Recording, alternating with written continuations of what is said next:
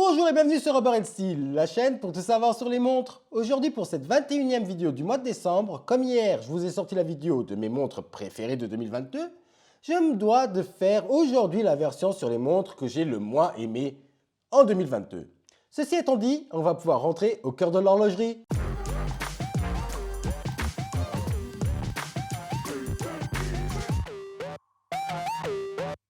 Je me répète peut-être, mais allez participer au concours qui se finit le 23 décembre à minuit et vous aurez peut-être une chance de gagner une Seiko 5 Sport, donc cliquez sur le lien dans la description.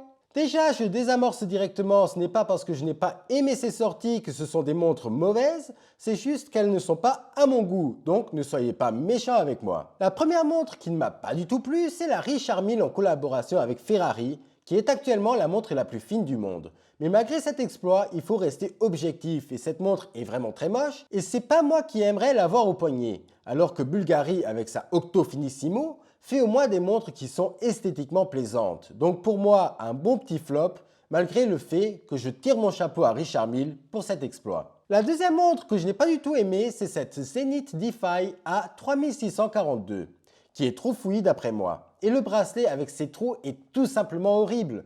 En plus, ces gros index des heures sont vraiment très disgracieux, donc pour moi cette montre c'est un gros non. Et malgré le fait que la couleur du cadran est très réussite. Ensuite, je devais mettre les nouvelles Breitling Super Ocean à cause de cette aiguille des minutes disgracieuse qui fait penser à un marteau.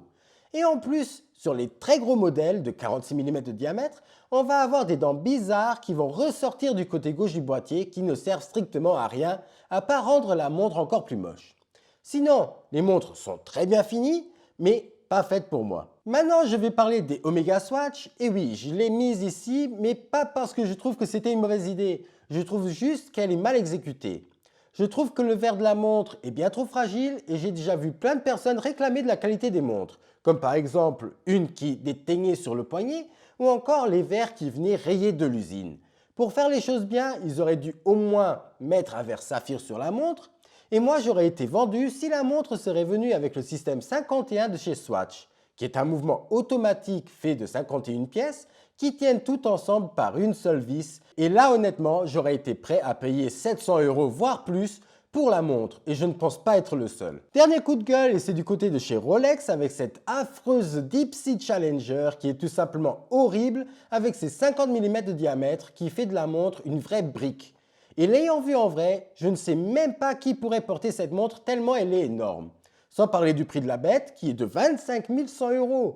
Mais bon, comme pour la Richard Mille, il faut saluer l'exploit de faire une montre qui peut plonger jusqu'aux endroits les plus profonds connus sur Terre, et ça, c'est fou. Voilà, ceci conclut cette 21e vidéo du mois de décembre. Si elle vous a plu, n'oubliez pas de la liker, commenter et de vous abonner si ce n'est pas encore fait. Et sur ce, je vous dis à demain pour une nouvelle vidéo. Au revoir.